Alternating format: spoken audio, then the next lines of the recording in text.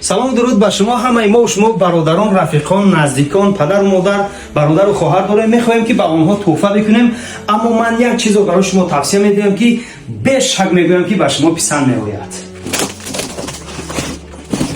ана марҳамат Каъбатуллоҳ аз Турсия ҳамин гуна меояд. Вақте мо мекушоем, ина машааллоҳ Қуръони муборак, тасбеҳ ва ҷойнамоз се чиз дорад, аммо мо 7 чизи дигар зам мекунем. Тамошо кунед. ана мо омода кардем барои занҳо, модарҳо.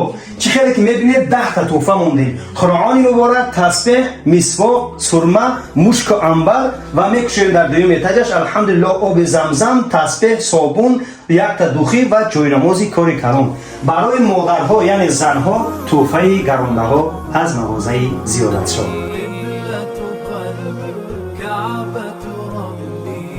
يممت لها شوق حياة